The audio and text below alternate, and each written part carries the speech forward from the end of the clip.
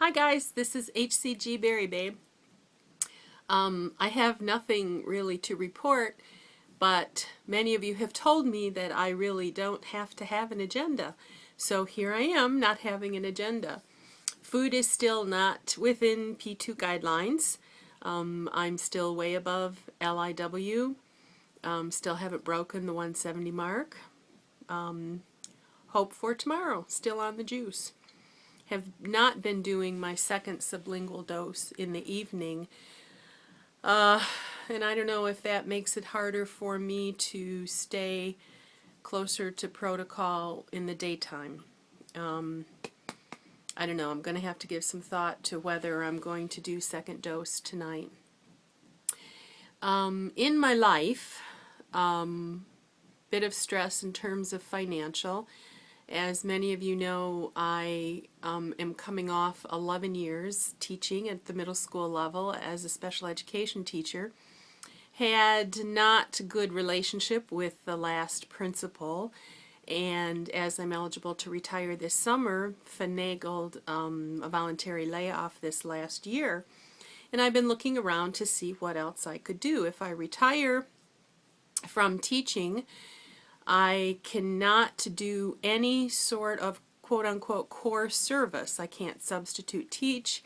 I can't be a homeschool liaison. I can't do anything for any public or charter school. Here in Michigan, we have a big push for charter schools, which are private schools that get public money that have to follow some public rules, but their teachers don't get state retirement. It's really the way our state is moving. They're working very hard to kill public education in Michigan and get rid of high seniority, highly paid teachers.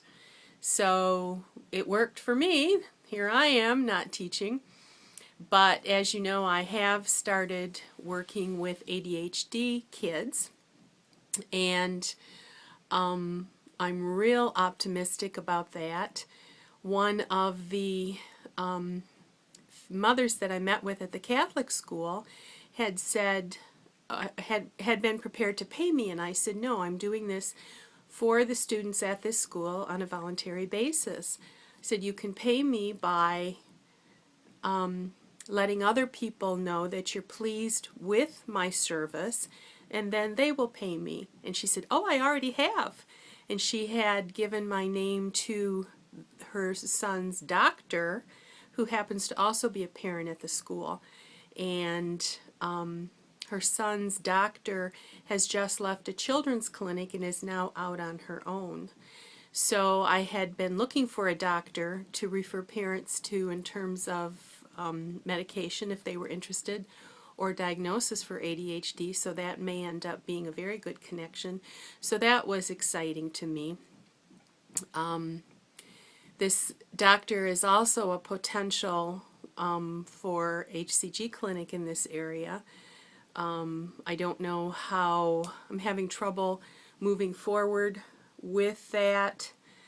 I'm not doing well in my protocol, and I think I'm having conflicted feelings about pitching the idea of me counseling people in protocol when I'm not doing so good on protocol, although I've always been good at do as I say, not as I do, but I certainly know firsthand the struggles that people will be going through and some of the issues that emotional eaters deal with. But one of the jobs that I became aware of was at the county level. They call it wraparound services, and it's a program that has been funded by the state. In this county, the community mental health runs it, but it's a show up in the morning, work all day, come home in the evening kind of job.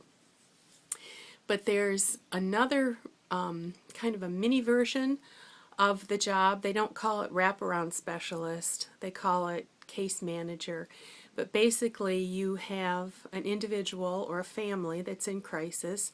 You figure out what the problem is, and then you hook them into services to help them deal with the problem, to get some relief, get some healing, and you connect with all of the different entities and coordinate that. And one of those things would be with the schools if you have a child who has special education needs. So what better person to go into the schools than a special ed teacher who's just come out of the school on the other side. Also, when I was in foster care for 3 years, spent a lot of time in and out of court working with families, and so I'm very comfortable with that. So this is it's a contract service, which means I'm not an employee.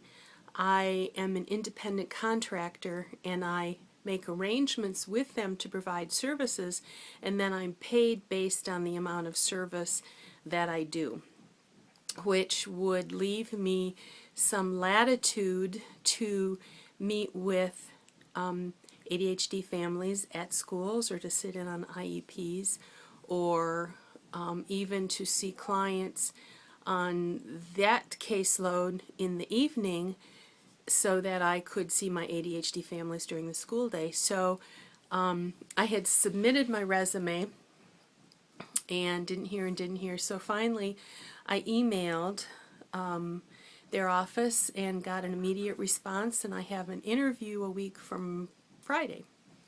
So one of the things I have to make sure of is that they don't get their funding directly from the state of Michigan, because if I retire from the state of Michigan, now the rules say that you're no longer allowed to even work for a private company if they are contracting with the state of Michigan for services.